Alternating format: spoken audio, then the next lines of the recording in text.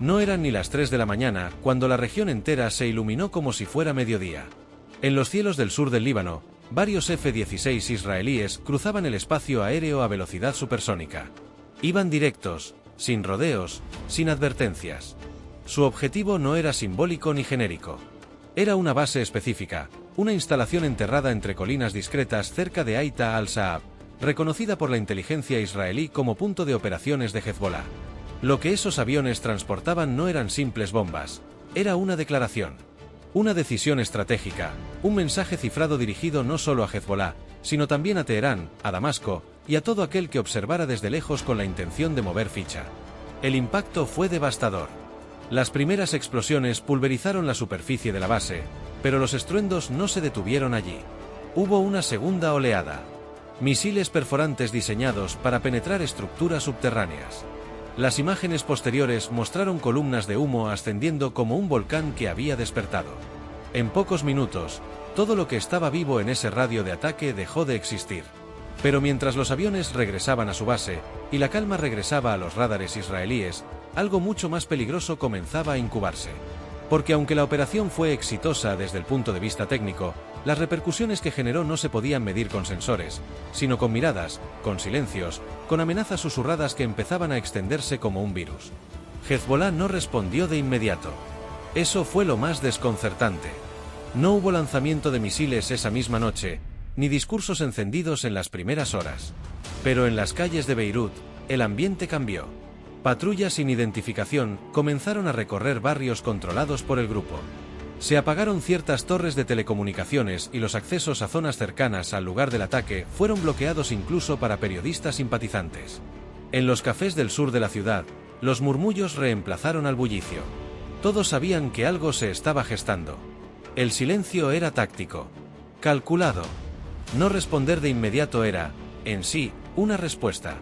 Una forma de decir sabemos quién lo hizo, pero lo nuestro va a doler más. Lo más desconcertante es que en lugar de enfrentarse en el plano habitual de la guerra, la respuesta inicial vino desde lo invisible. A las 9:47 de la mañana del día siguiente, varios sistemas electrónicos en la frontera norte de Israel comenzaron a fallar. Cámaras de vigilancia dejaron de transmitir, radares presentaron interferencias, y las señales GPS se distorsionaron brevemente. La versión oficial habló de una anomalía técnica temporal. Pero la verdad, confirmada en círculos de inteligencia, fue que se trató de un ataque cibernético quirúrgico lanzado desde múltiples nodos ubicados en el Líbano y Siria. La guerra ya no era solo de misiles. Había entrado en la era de los códigos, de los algoritmos, de los ataques que no hacen ruido pero desorientan por completo. Horas más tarde, Hezbollah emitió un comunicado breve, sin grandilocuencia, sin consignas. Solo un mensaje directo: responderemos donde más les duela. Y con eso bastó para que todo el norte de Israel entrara en alerta. En ciudades como Saf, Kiryat Shmona y Nahariya, las autoridades activaron medidas de seguridad. Las escuelas suspendieron clases, los refugios se abrieron de nuevo, y las calles comenzaron a vaciarse. El temor no era infundado. Cuando Hezbollah lanza un mensaje así, es porque ya tiene el objetivo definido. Solo está esperando el momento oportuno. Y eso fue lo que comenzó a provocar un efecto dominó. Porque mientras la población se preparaba para una escalada, los analistas militares intentaban entender si lo que se avecinaba era una operación convencional o algo más sofisticado. Y entonces vino el segundo golpe. No fue en Israel. Fue en Siria. Una base logística utilizada por milicias chiitas aliadas a Hezbollah fue alcanzada por un ataque aéreo no reclamado oficialmente, pero con la firma evidente del ejército israelí. 3 vehículos fueron destruidos. Y con ellos, según reportes no confirmados, murieron asesores iraníes que trabajaban en el desarrollo de rutas alternativas para el envío de armas hacia el sur del Líbano. Lo que eso significaba era claro: Israel no solo había atacado una base de Hezbollah, sino que había abierto un frente de contención contra toda la red que alimenta su estructura militar. Era una jugada de ajedrez a múltiples tableros. Y, como siempre, el riesgo estaba en que alguien respondiera con una pieza que nadie esperaba. Del lado iraní, los comunicados oficiales mantuvieron la línea ambigua habitual. Se condenó el ataque, se exigió respeto al territorio soberano y se prometió apoyo a los pueblos que luchan por su libertad. Pero en los pasillos diplomáticos, se hablaba de algo más profundo. De que este podría ser el inicio de una nueva estrategia regional, donde cada actor utilizaría a sus aliados para generar presión indirecta sobre Israel. Es decir, una guerra de terceros, de movimientos encubiertos, donde todos participan, pero nadie firma. El escenario perfecto para una escalada que no pueda detenerse una vez que cruce cierto umbral. Mientras tanto, en las redes sociales se desataba otra guerra. Vídeos del ataque comenzaron a circular. Algunos reales, otros claramente manipulados. Pero todos con el mismo efecto: generar miedo, indignación, sed de venganza. Desde cuentas anónimas, surgieron mensajes que afirmaban que la base atacada albergaba niños, que era un centro de salud camuflado, que el ataque fue deliberadamente dirigido a civiles. Israel negó esas versiones con pruebas satelitales y reportes previos de inteligencia. Pero a esas alturas, la verdad ya no era lo más relevante.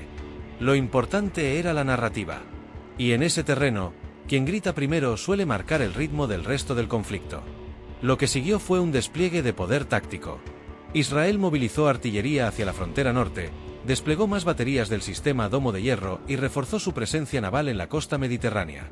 En el sur del Líbano, por su parte, comenzaron a verse movimientos nocturnos de unidades armadas, caravanas camufladas desplazándose sin luces por caminos secundarios, y el regreso de ciertos comandantes que llevaban tiempo fuera del país.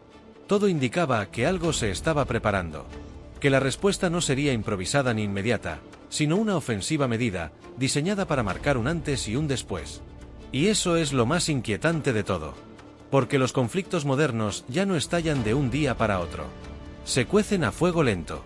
Y cuando finalmente explotan, ya no hay marcha atrás. Desde el momento en que se destruyó la base, cada hora que pasaba sumaba más incertidumbre. En lugar de bajar la tensión, los días posteriores parecían diseñados para generar paranoia.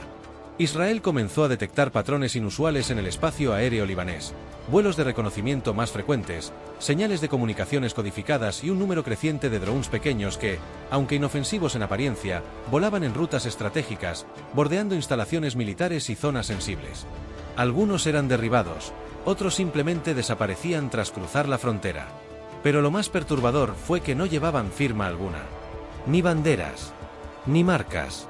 Solo circuitos de control y cámaras de alta resolución. Era claro que estaban probando los límites, midiendo los reflejos del enemigo, buscando puntos ciegos. La guerra se estaba volviendo quirúrgica, casi quirúrgicamente psicológica. Mientras tanto, el Líbano vivía un momento extraño. La población civil, atrapada entre la retórica de los líderes de Hezbollah y el miedo a una invasión total, comenzaba a cuestionar el precio de la confrontación. En zonas como Tiro y Nabatie, algunos comerciantes cerraban sus negocios más temprano. Las escuelas suspendían actividades. Las mezquitas intensificaban sus sermones, pero los llamados a la resistencia sonaban más a advertencia que a inspiración. Porque aunque muchos libaneses ven a Hezbollah como un escudo contra Israel, otros empiezan a verlo como un imán para la tragedia. Una dualidad que no es nueva, pero que ahora, con cada misil que vuela y cada base que cae, se vuelve más difícil de ignorar. Lo más insólito ocurrió una semana después del ataque. Una caravana de vehículos diplomáticos fue interceptada cerca del Valle de la Bekaa. Oficialmente, era una delegación técnica de la ONU inspeccionando rutas de ayuda humanitaria. Pero extraoficialmente, se trataba de un intento por establecer contacto directo con figuras clave dentro del ala política de Hezbollah. El mensaje era simple: frenar la escalada antes de que sea irreversible. Pero la reunión nunca se concretó. Los autos fueron obligados a regresar. Nadie salió herido, pero el gesto fue interpretado como una negativa rotunda a cualquier mediación por el momento. Hezbollah no quiere negociaciones mientras sus muertos aún están bajo los escombros. Y es que dentro del grupo hay una lógica inquebrantable: por cada ataque, debe haber una respuesta. No por revancha, sino por equilibrio. Por reputación. Por supervivencia política. No hacerlo sería perder legitimidad frente a su base. Pero hacerlo mal, con precipitación o sin estrategia, sería dar ventajas al enemigo. Por eso, lo que muchos temen no es una lluvia de cohetes sobre Haifa. Temen un ataque de alta precisión, en un punto inesperado, que cause un daño medido pero simbólicamente demoledor. Un blanco que duela, pero que no arrastre a todos a una guerra total. Ese tipo de respuestas no se improvisan. Se diseñan. Y eso es lo que hace que cada día que pasa, en lugar de ser un alivio, sea un nuevo capítulo del suspenso. Lo más revelador surgió de una interceptación de inteligencia divulgada por un medio extranjero. En ella, se escucha a dos supuestos oficiales de Hezbollah discutir sobre una ventana de oportunidad en el mar. La grabación, aunque de baja calidad, sugería que se estaba considerando un ataque contra infraestructura energética israelí frente a la costa. Una planta flotante, tal vez. Un buque de abastecimiento. Algo que no implique víctimas civiles directas, pero sí tenga un fuerte impacto económico y simbólico. Aunque el gobierno israelí no lo confirmó, al día siguiente se vieron drones de vigilancia patrullando la zona marítima con más intensidad de lo normal. Como si el rumor, aunque sin pruebas, hubiera bastado para encender todas las alarmas. Y en ese clima, la región entera comenzó a adaptarse al miedo como rutina. Las familias en Israel reforzaban sus refugios caseros, los comercios ajustaban horarios, y los medios hablaban del conflicto en clave de espera estratégica. En el Líbano, lo mismo, cada persona vive con la idea de que lo peor aún no ha ocurrido. Y mientras tanto, los líderes caminan por la delgada línea entre demostrar fuerza y no provocar un incendio total. Porque ambos bandos saben que una guerra abierta no conviene a nadie. Pero también saben que no responder es perder control, perder poder, perder el miedo que los protege. La pregunta no es si responderán. Es cómo, cuándo y con qué intención.